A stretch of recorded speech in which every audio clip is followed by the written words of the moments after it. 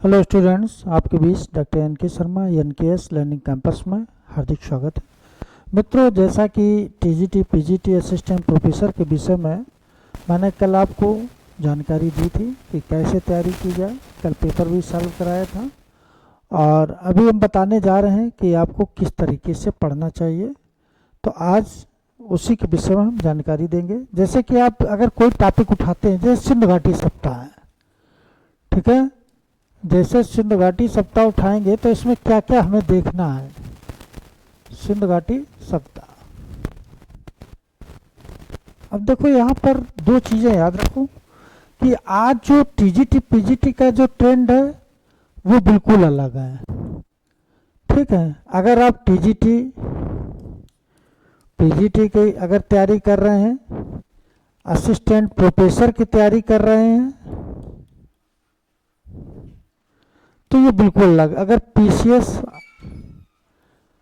IAS की तैयारी कर रहे हैं तो कारण ये है कि इतिहास तो सभी पूछा है। अब टीजीटी पीजीटी में थोड़ा सा क्वेश्चन का ट्रेंड अलग होता है। ठीक है, जैसे कि आपने देखा होगा कि जब सिंधु घाटी सप्ताह पूछी जाएगी तो यहाँ पर पहले सबसे पहले क्या पूछा जाता है कि नगरों का विकास, यानी कि सबसे पहली नगरीय सप्ताह कौन है।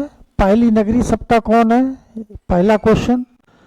पहली नगरीय सप्ताह की बात करते हैं तो सिंधु घाटी सप्ताह है। ठीक है, पहली नगरीय सप्ताह सिंधु घाटी सप्ताह है। इसको हम काशयुगीन सप्ताह भी कहते हैं, काशयुगीन सप्ताह कहते हैं। ठीक है, दूसरी चीज व्यापार वाणिज्य का अगर देखा जाए, व्यापार वाणिज्य, तो एक चीज याद रखना, जब व्यापार वाणिज्य क्यों होगा, चूंकि नगरीय सप्ताह है तो इस तरीके से। अब व्यापार, उसके बाद व्यापार किस तरीके से हो रहा था, तो बंदरगाह, बंदरगाह। अब देखो एक चीज याद रखना, अब बंदरगाह का कई बार प्रश्न पूछा जाता है कि बंदरगाह सबसे पहले कहां मिला, तो लोथल में मिला। इसे डाक यार्ड कहते हैं। क्या कहते हैं, डाक यार्ड। कहां पे मिला था, तो लोथल में। अब यहीं पर देखो एक चीज और, फारस की मोहर मिली। क्या मिली, फारस की मोहर मिल गई। तो इसी वजह से आपको ये मालूम हो गया कि ये फारस की मोहर मिल गई। तो यहां पर क्या हो गया, अंतरराष्ट्रीय व्यापार के साक्ष्य मिले। अंतरराष्ट्रीय, अगर अंतरराष्ट्रीय व्यापार की बात करते हैं तो हमें सबसे पहले सिंधु घाटी सप्ताह से जानकारी मिलती है। ईरान से भी होता था, इराक से भी होता था। तो ये कारण ये है कि ये ऐसी सप्ताह नगरी थी जहां से व्यापार अन्य देशों के साथ हो रहा था।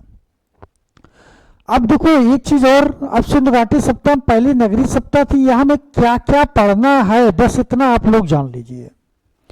देखो यहां पर सामाजिक आर्थिक, यहां पर क्वेश्चन कम पूछते हैं। जैसे सामाजिक है, आर्थिक है, धार्मिक है,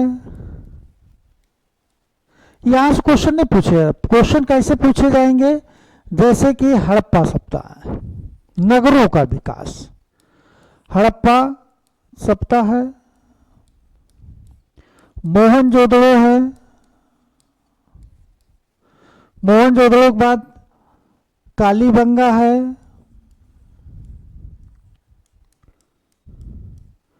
बनवाली है, लोथल है, धोलावीरा है,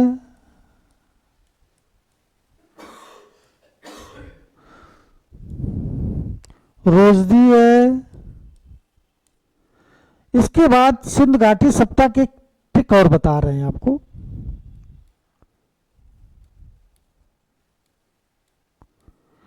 अक्सर आपने देखा होगा सिंधु घाटी सप्ताह में पूछा गया उत्तर का क्षेत्र कौन सा है, दक्षिण का कौन है, पूर्व का कौन है और पश्चिम का कौन है। यहां से कई क्वेश्चन पूछे जाते हैं। ठीक है, तो ये चीज याद रखना। जैसे कि पूछा गया सिंधु घाटी के सबसे उत्तर का क्षेत्र कौन सा है, तो आप तुरंत लगाएंगे माडा है। कौन सा है, तो माडा है। अब ये पूछ दिया जाए माड़ा है कहाँ, तो ये जम्मू कश्मीर में है। कहाँ है? जम्मू कश्मीर। यह भी पूछा जा सकता किस नदी के तट पर है, तो चिनाब नदी लगाएंगे। इसी तरीके से पूछा जाएगा सिंध घाटी सप्ताह का दक्षिण का क्षेत्र कौन सा है, तो दैमाबाद है। ये कहाँ है, तो महाराष्ट्र में है। अब किस नदी के तट पर है, तो परवरा नदी है, परवरा नदी है। इसी तरीके से सिंध घाटी का ये पूर्व का स्थल अगर पूछा जाएगा तो ये कहां पर है, आलमगीरपुर है, आलमगीरपुर। ये कहां पर है, मेरठ यूपी में है। अब यहां पर कौन है, तो हिंडन नदी है। अब इसी तरीके से पश्चिम का अगर पूछा जाता है तो ये सुतका गिडोर हो जाएगा। ये कहां पर है, अफगानिस्तान में है। किस नदी पर है, तो दास की नदी है। ठीक, तो ये अब देखो पढ़ने का तरीका थोड़ा सा अलग हट के। अब ये कोई पूछ दे पूरी सिंध घाटी क्षेत्रफल कितना था, तो 12,99,600 किलोमीटर में ये फैली हुई थी। ठीक, ये पूरी सप्ताह, तो ये चीज याद रखना। अब जैसे पूछा जाएगा हड़प्पा सप्ताह, तो हड़प्पा सप्ताह इसको एक क्यों हड़प्पा सप्ताह नाम का दिया गया, क्योंकि सबसे पहले हड़प्पा की खोज हुई थी। इसे हड़प्पा सप्ताह भी कहते हैं, सिंध घाटी सप्ताह कहते हैं, सेंधो सप्ताह कहते हैं। अब आपको जब पढ़ना है तो इसमें ये जान लीजिए कि हड़प्पा सप्ताह में क्या क्या मिला। जैसे कि अगर श्रमिकों के आवास मिलने की बात होगी तो हड़प्पा से मिले। ये किस जगह है, तो पंजाब में है, और कहा जाए रावी नदी के बाएं तट पर है। और यहाँ पर एक पुरुष जो है नृत्य करते हुए मूर्ति भी मिली है। ठीक है, और मोहनजोदड़ो से यहाँ से क्या है कि यहाँ से कांसे की एक नारी नृत्य करते हुए मूर्ति मिली है। और ये भी कहा जाता है कि वास्तव में मोहनजोदड़ो एक ऐसा नगर था जहाँ पर इमारतें 2 मंजिला बनी थी, बाद बाकी ऐसा कोई स्थल नहीं था। मार्केट के साक्ष्य कहाँ से मिले, तो मोहनजोदड़ो से मिले। अगर मलेरिया का साक्ष्य, हम लोग मलेरिया की जानकारी करते हैं, मलेरिया हो गया है, तो ये जानकारी सबसे पहले कब हुई, तो मोहनजोदड़ो में हुई थी। जॉन कैनेडी उन्होंने ये जानकारी दी थी कि मलेरिया के एक व्यक्ति ऐसा मिला जिससे मलेरिया के साक्ष्य मिले उसमें। दूसरी, प्रत्येक घर में कुआं, ये पीसेस और पीजीटी में आया है। प्रत्येक घर में कुएं के साक्ष्य कहाँ से मिले, तो मोहनजोदड़ो से मिले थे। यह भी कई बार क्वेश्चन पूछा गया, मोहनजोदड़ो प्रत्येक घर में कुएं के साक्ष्य मिले थे। दूसरी चीज, पचपच शिव की मूर्ति कहाँ से मिली, तो मोहनजोदड़ो से मिली। मोहनजोदड़ो, एक चीज जान लेना कि मोहनजोदड़ो से पचपच शिव की मूर्ति मिली, यानी कि हमारे सबसे यानी कि पहले देवता के रूप में पूजे जाने वाले शिव भगवान थे। और इनके दाएं और बाएं तरफ कौन पशुओं का अंकन हुआ, उनके पैरों के नीचे कौन पशुओं का अंकन हुआ, यह भी पूछा जाता। हाथी और बाघ, हाथी बाघ, गैड़ा भैंसा। तो ये चीज, तो दाहिने तरफ जो है क्या मिला था, हाथी बाघ मिला। बाएं तरफ गैड़ा भैंसा मिला और 2 पैरों के पास हिरन मिले थे। तो यानी कि ये भी आप लोग याद रखना। इसके बाद मृतकों का टीला मोहनजोदड़ो कहा जाता है।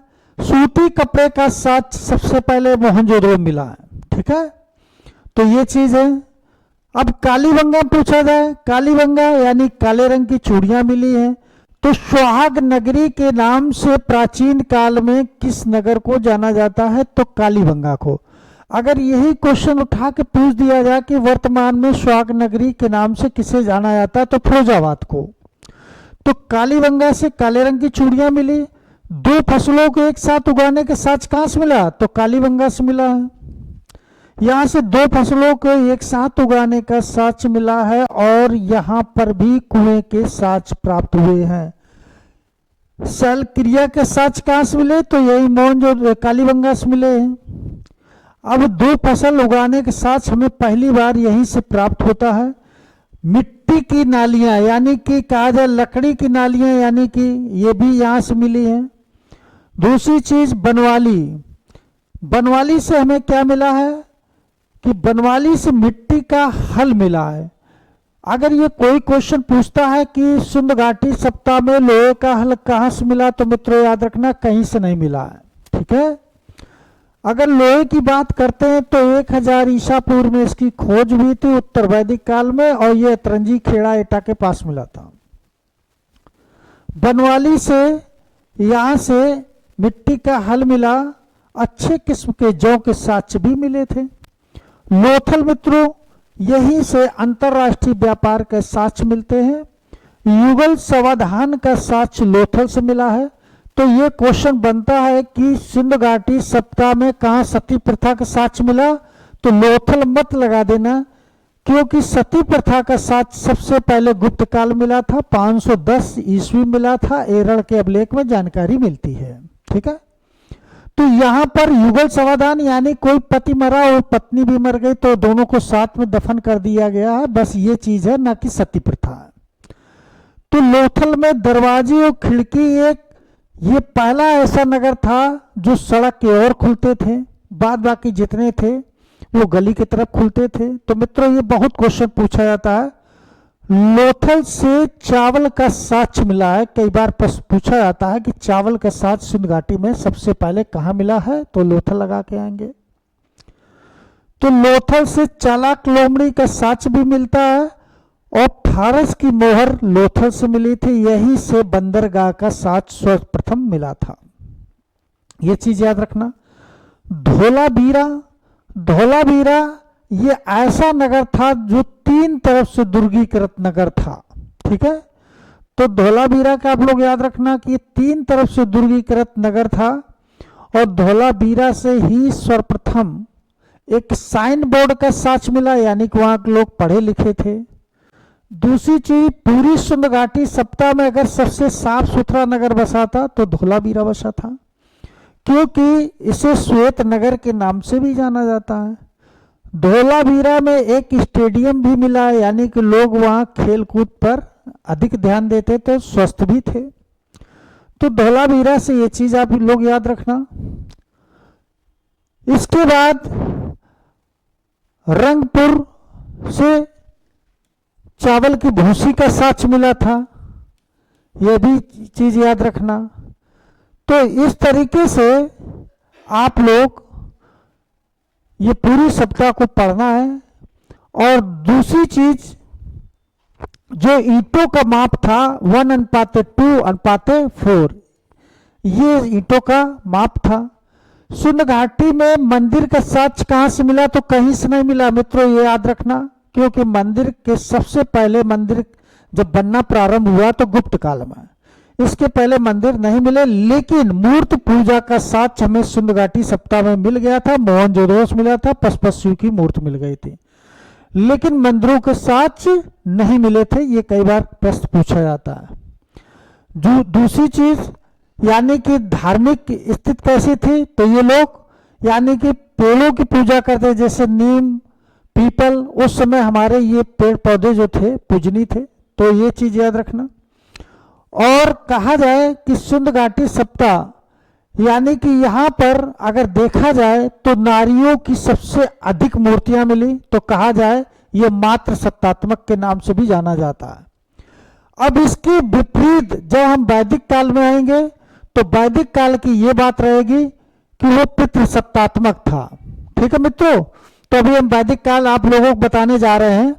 ये आप लोगों को छोटी छोटी टिप्स दे रहे हैं पढ़ने की। पूरा अभी डिटेल में जब पढ़ाया जाएगा तब फिर अलग पढ़ाया जाएगा। अभी हम टिप्स दे रहे हैं आपको कैसे चलना है, कैसे पढ़ना है। हमने बता दिया कि ये यहाँ से क्वेश्चन अक्सर पूछा जा रहा है, उत्तर पश्चिम, उत्तर दक्षिण, ये भी यहाँ से क्वेश्चन पूछा है। ये जितने हम बता रहे नगर, क्वेश्चन यहीं से ज्यादा रखे जा रहे हैं, ठीक है। तो मिलते हैं हम लोग अगली क्लास में फिर पुनः।